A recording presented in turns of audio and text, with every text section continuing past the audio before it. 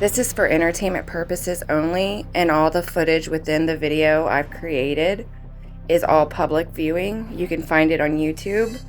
Again, this is for entertainment purposes only. So you don't want to talk of war, but no less than Shimon Peres has said that the appearance is that Israel is trying to push the United States into war. And there's a report out of Jerusalem that Israel is demanding a commitment from the United States that America put an end to the Iraqi military threat. I don't know about these reports. I do know what our policy is. We share, in fact, the policy with the United States. Because you see, what is threatened by Iraq is not just Israel. Everybody is threatened by Iraq. If Saddam Hussein maintains, if he devours that prey and keeps it, he will go after other prey. If he gets out of Kuwait but remains with his war machine intact, who can say that tomorrow or a year or two from now, he won't turn on some other target? It may not be Israel. It may be somebody else in the region. It could be Turkey. It could be Saudi Arabia again. It could be anyone. So the question is really, how do we neutralize the threat posed by this vast war machine that Iraq has in the wake of the Gulf crisis? Are you denying that Foreign Minister Levy translated a message to U.S. Ambassador Brown that in effect asked for a U.S. commitment to end the Iraqi military threat? Well, I don't get into diplomatic conversations, but I think I've stated our policy, and I think it's very much your policy.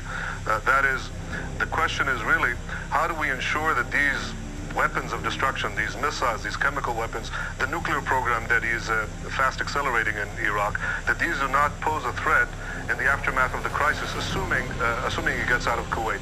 This is an issue for the entire international community. And again, if this can be done by peaceful means, we support it.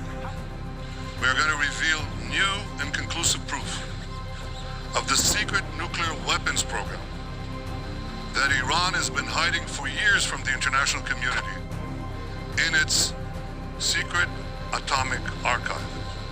We're going to show you Iran's secret nuclear files. Tonight I'm here to tell you one thing. Iran lied. Big time.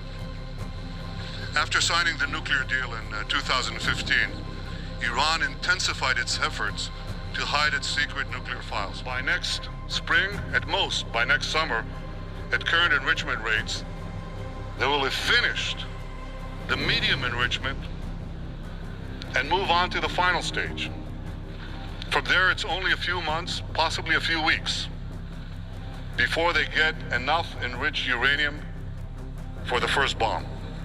A red line should be drawn right here.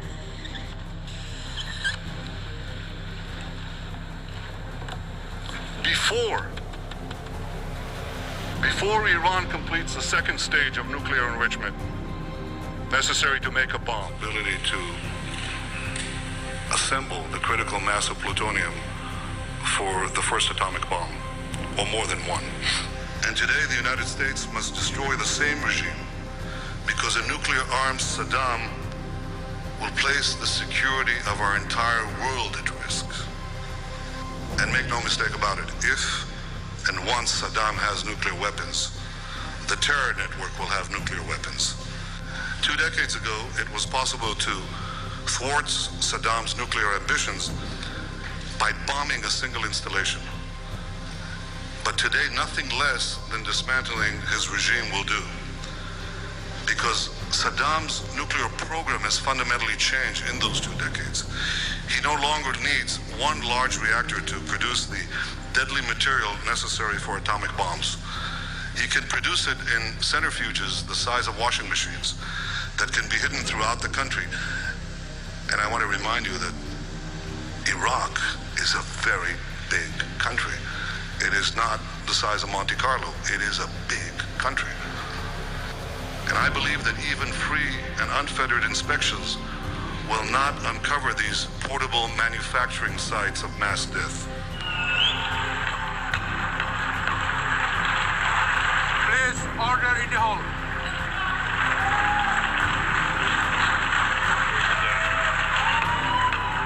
Or if they supposedly accept it and then basically do everything to counter it, then Israel will finish the job by itself. This can be done the easy way, or it can be done the hard way. will be done. I sent Prime Minister Albanese of Australia a letter in which I gave him warning that the Australian government's policy was promoting and encouraging anti-Semitism in Australia. I wrote, "Your call for a Palestinian state pours fuel on the anti-Semitic fire. It rewards Hamas terrorism. It emboldens those who menace Australian Jews and encourages the Jew hatred now stalking your streets." Security.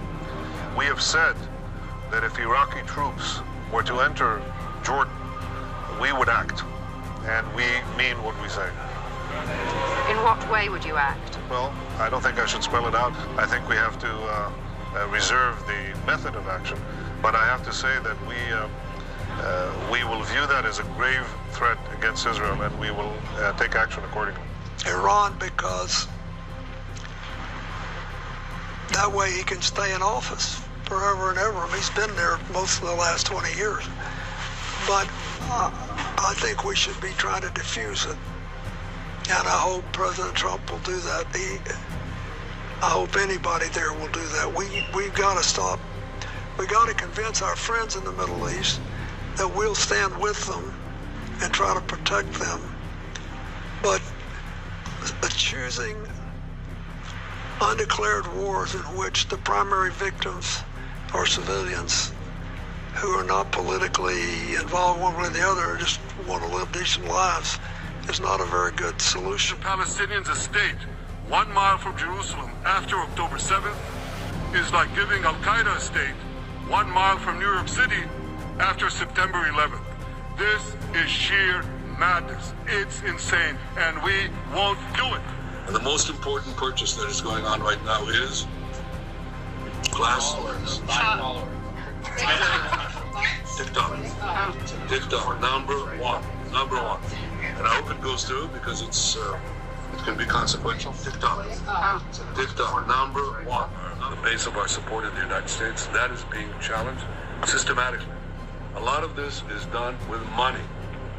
Money of NGOs, vast. Money of governments, vaster. Okay? We have to fight back. How do we fight back? Our influencers. I think you should also talk to them if you have a chance. To that community, they're very important. And secondly, we're going to have to use the tools of battle. You know, the weapons change over time. You can't fight today with swords. That doesn't work very well. Okay? And you can't fight with cavalry. That doesn't work very well.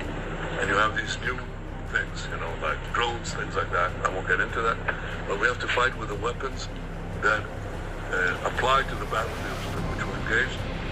And the most important ones are on social media.